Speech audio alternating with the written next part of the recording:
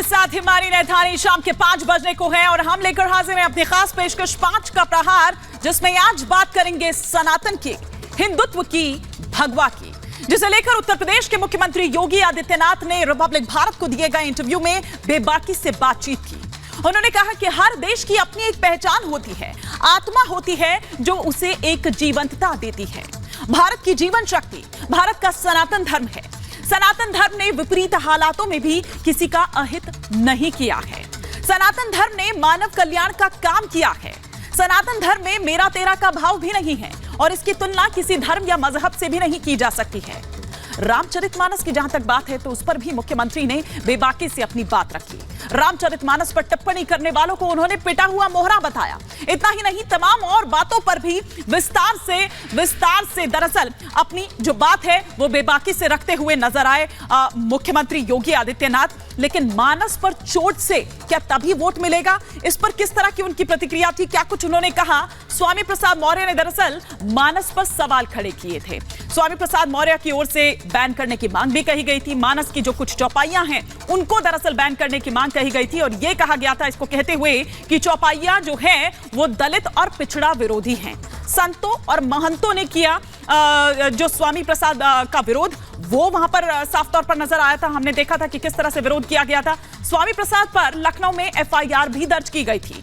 धार्मिक भावनाओं को भड़काने का आरोप दरअसल स्वामी प्रसाद मौर्य के खिलाफ जो प्रदर्शन है वो उस रूप में हमने देखा कि किस तरह से विरोध हो रहा था। स्वामी प्रसाद के खिलाफ बीजेपी ने भी बाकायदा जो प्रदर्शन है वो किया था। विरोध के बावजूद लेकिन स्वामी प्रसाद मौर्य अपने बयान पर कायम है।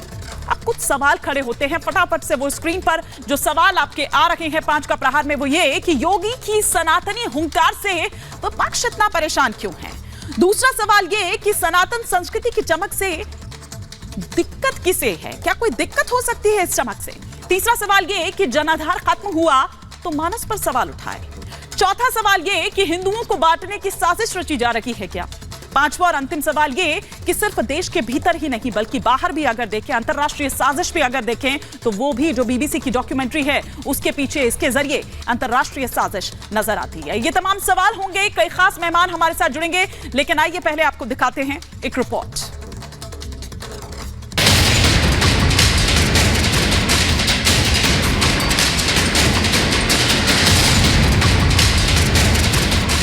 इसने कहा धार्मिक ग्रंथ, लिखने वाले तो नहीं कहा कि धार्मिक ग्रंथ। धर्म की आड़ पर इस देश की महिलाओं, आदिवासियों, दलितों और पिछड़ों के साथ सौतेला व्यवहार किया, अपमानित किया। कि रामचरितमानस पर और खासकर शूद्र पर मैं सीधा मुख्यमंत्री जी से पूछूंगा कि भाई मुख्यमंत्री जी बताएं हमें सदन में कि शूद्र कौन कौन है। जब सनातन पर धर्म युद्ध छिड़ा है, सनातनियों को टारगेट किया जा रहा है, हिंदुओं को जाति में बांटने की साजिश हो रही है,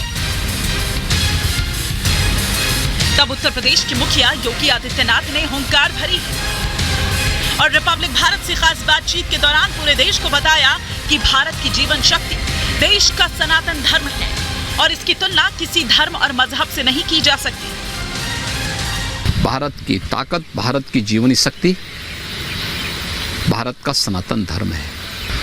ये भाव देने वाला जो सनातन धर्म है उसकी तुलना किसी मत, मजहब या संप्रदाय से नहीं की जा सकती है। इसलिए मैंने कहा भारत की पहचान सनातन धर्म से है और इस पर हम सबको गौरव की अनुभूति करनी चाहिए। इसके साथ ही उत्तर प्रदेश के मुख्यमंत्री ने रामचरितमानस की चौपाइयों पर सवाल उठा रखे मानस के बहाने जाति का जहर घोलकर अपनी राजनीति चमकाने वाले नेताओं को भी करारा जवाब दिया। रिपब्लिक भारत से बातचीत के दौरान मुख्यमंत्री योगी ने स्वामी प्रसाद मौर्य और सपा नेताओं का नाम तो नहीं लिया, लेकिन पवित्र धार्मिक ग्रंथ पर राजनीति करने वालों को पिटा हुआ मोहरा बता दी। साथ ही मानस पर हो रही राजनीति के पीछे की वजह भी बताई। ये विवाद वे लोग खड़ा कर रहे हैं जिनका विकास का कोई अपना एजेंडा नहीं है, जिन लोगों ने प्रदेश को एक दंगा प्रदेश बना दिया था, वर्ग संघर्ष की स्थिति जिन्होंने प्रदेश के अंदर पैदा कर दी थी। उत्तर प्रदेश आज से उभर चुका है, ये सब पिटे हुए मोहरे हैं। साफ है, सामने 24 का चुनाव है, इसलिए रामचरितमानस पर तनाव है। 24 के चुनाव से पहले हिंदुत्व का मुद्दा गरमा रहा है।